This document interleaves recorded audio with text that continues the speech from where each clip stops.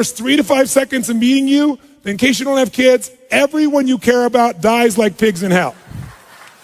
It's that important they like you. Let's see if you use your body differently. Ready? Go, go, go.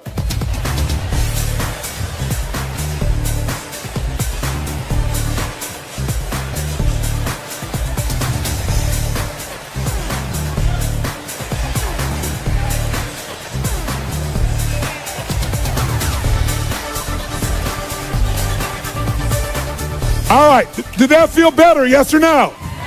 Yes or no? Did you use more of your body, yes or no? More of your face, yes or no? Did you breathe more full or more shallow? Did you talk louder or quieter? Did you move faster or slower? Did you hesitate or go straight for them? Did it feel good? Why?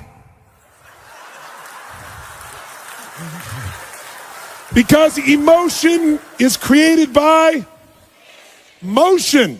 If you use more of what God has given you, you will feel more. But most of us have learned to shrink how we use our bodies in the cultures we live in today. Most people's idea of exercise is fill the tub, pull the plug, and fight the current. People get injured typing today. Ooh, that hurts. Scary. Use your body, you will feel more alive. And the same thing is true with these couples. Now, was that the best greeting you're capable of giving another human being? Yes or no? Some of you are saying yes, most of you are saying no. Let's review the exercise. I said if you don't give your best, everyone you care about dies like pigs in hell. And you still didn't give your best? We need to talk. Listen, if you said no, I respect you because you were honest. Because whenever we say we've given our best, it's always a lie. Because whenever you get there, what do we always discover? There's another level. Every 4 years for centuries in the Olympics, what happens? People run faster, they jump higher, they lift more weight. Every 4 years for thousands of years. How has this happened? Drugs, that's how. No. No, that was just a recent thing. The point of the matter is, whenever you get to where you think your best is, it opens up another possibility. And this is what couples have to see. They think they've already had their best days in the beginning. And some of us have been guilty of encouraging or agreeing with that. And that's the worst thing you could possibly do. This idea, when I first started coming out doing the things I was doing, I'll never forget, the attacks on me was, he's raising people's expectations and they're going to be disappointed. I hope the hell so. Disappointment. If you don't have a higher expectation and get disappointed, you're not going for anything. You're not alive. And besides, that disappointment will either drive you or crush you. You get to decide which one it's going to be. Absolutely. So, since that clearly wasn't the best one you're capable of giving, we have to take up one more level. You say, what are we going to do, get naked? No. This time what I want you to do is I want you to greet people like they're your long-lost lover or best friend. Like, oh my God, look, it's Mary. Look at her. Oh my God, there she is. Ah! I want you to greet people like your long-lost lover or best friend. Ready, go, go, go.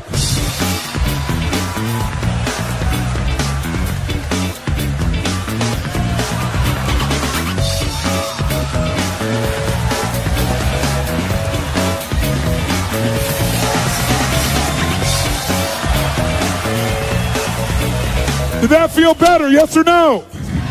Yes or no? Did you use more of your body or less of your body? More of the muscles in your face or less? Did you breathe more air in or were you more shallow? Yes. Did you talk faster or slower? Did you hesitate or go straight for them?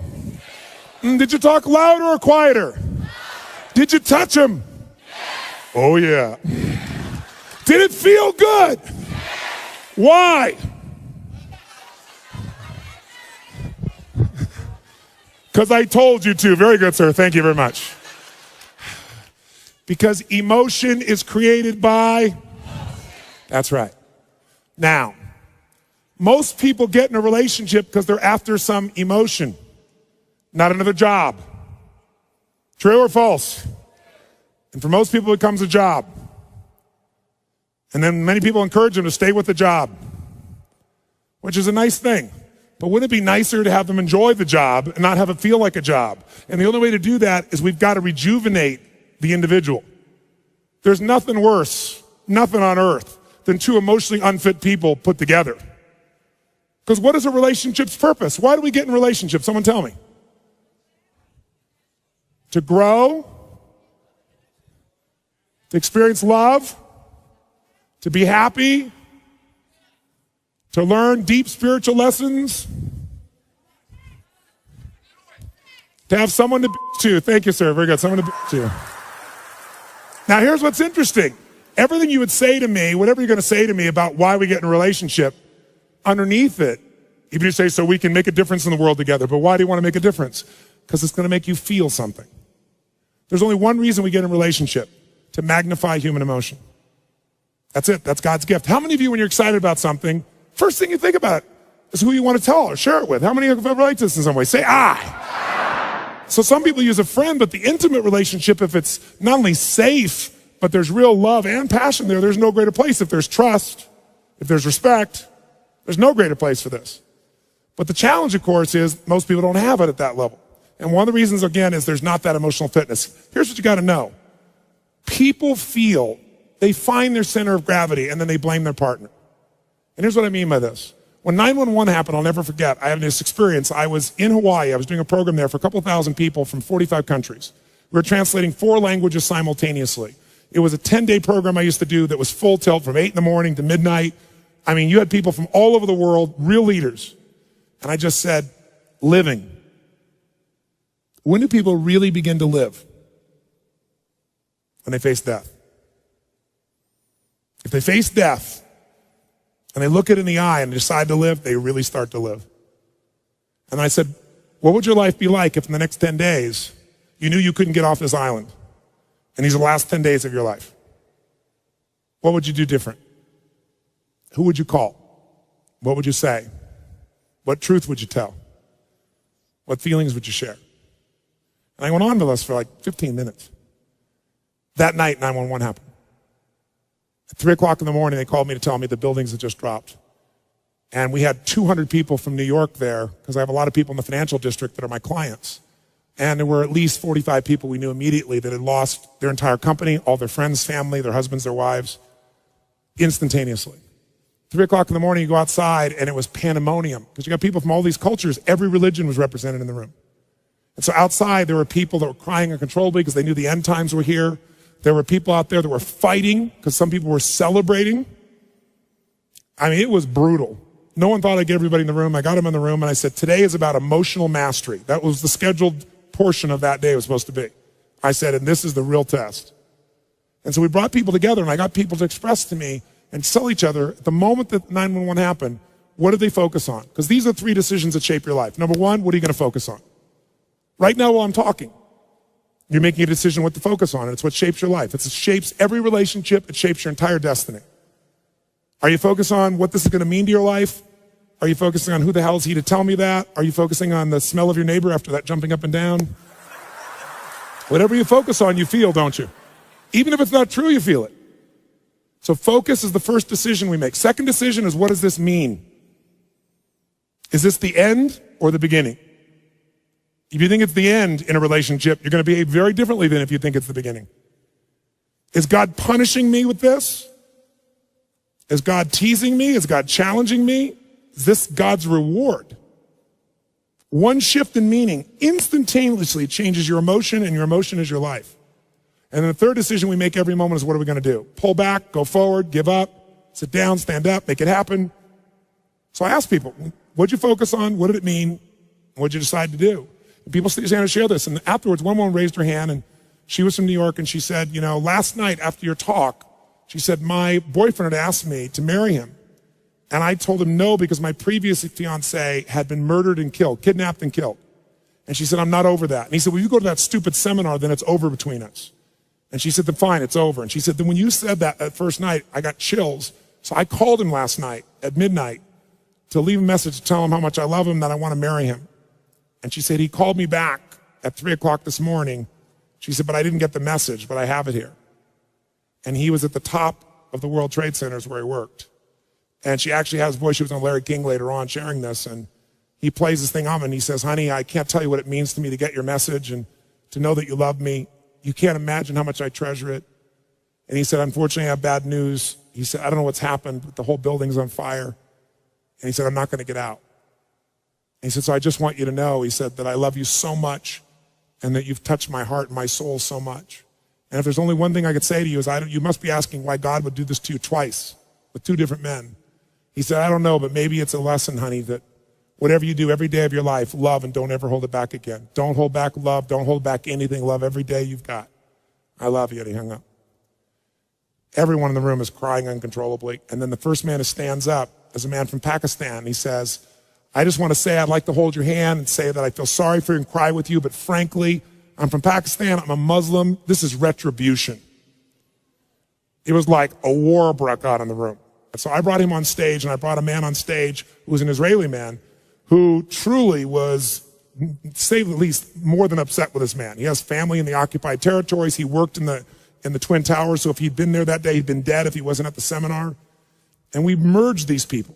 But the biggest lesson I got, and they became friends, and they worked together for peace, and it's been, 5 years, whatever it's been now, 6 years.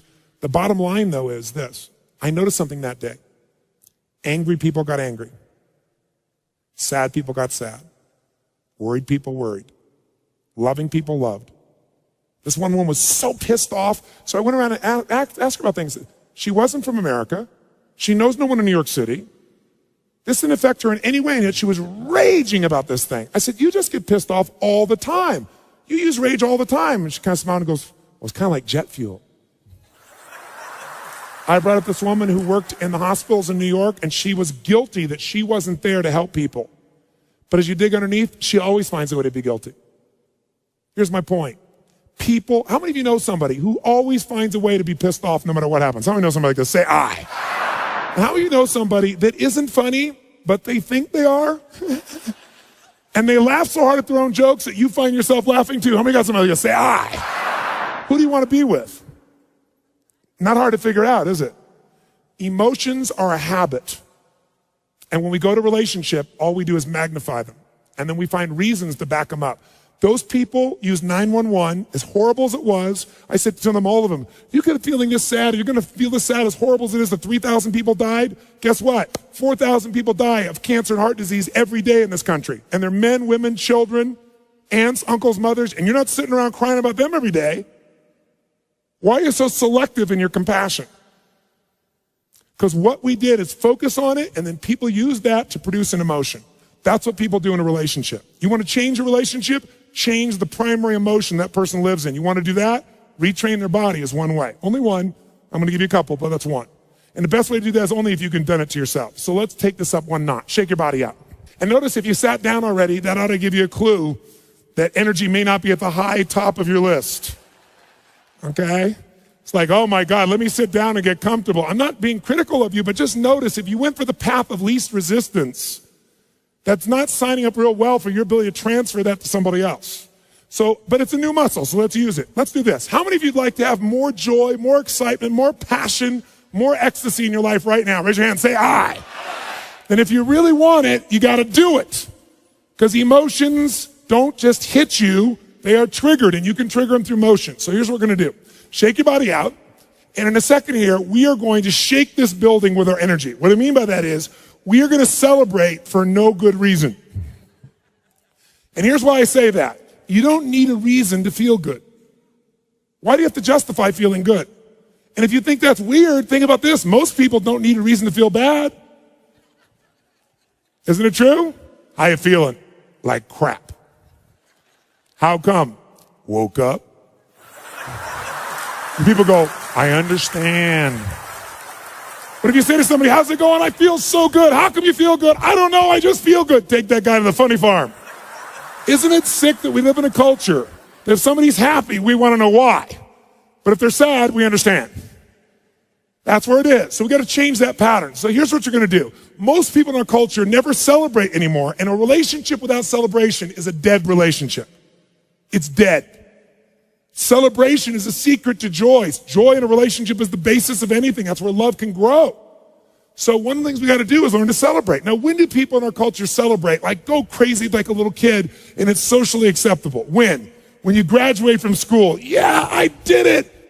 I have to go to work. When else do people celebrate? Come on. They have their first child. It's a boy, it's a girl, and you hug strangers, and it's beautiful. Everybody accepts it. Any other time, you're weird. When else can you really cut loose and celebrate? You have your first orgasm. Good, sir. Very good. I did it. When else? That's right. Around the world, this is the weird thing about human beings, when a local sports team wins a national championship, show me. Come on, show me what people do. Come on. Yeah! We scream, yeah, we did it. What is this, we did it? You didn't do We did it, you watched. But I'm glad you finally make it okay to feel happy for a day. Isn't it a weird thing culturally that we're gonna make our happiness tied to someone else's performance that we can't control just based on living in a city? But at least the city goes crazy for that one day.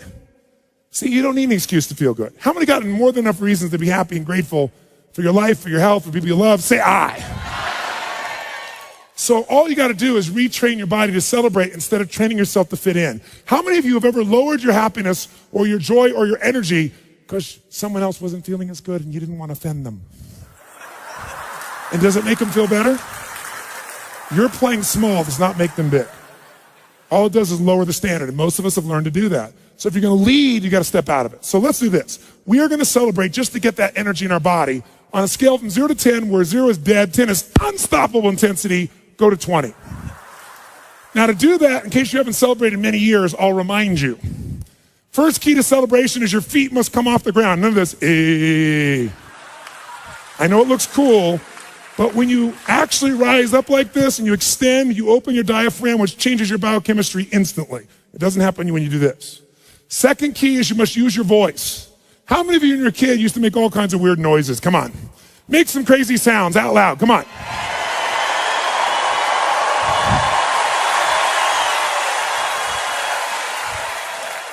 I got a question for you. How many of you in this room love to sing when no one's around? You're in your car, you're singing, you're rocking. You get to the stoplight, you're still singing, rocking. You look over, the person in the car next to you is staring at you like this. What do? You quickly pick up your cell phone, act like you've been talking to someone. Why do we sing even though we don't sound good? Why do we like it? That's right, because emotion is created by, and to sing, you have to move parts of your body you don't normally move. And if you don't use it, so we like it even though we don't sound good. So when you're celebrating, you're gonna extend and you're gonna make sound like crazy. How many want to go for it? Say I. Then your job is to outdo the old person next to you with your intensity. We're gonna clap till we get to 3, and then we'll do it. 1, 2, 3, go!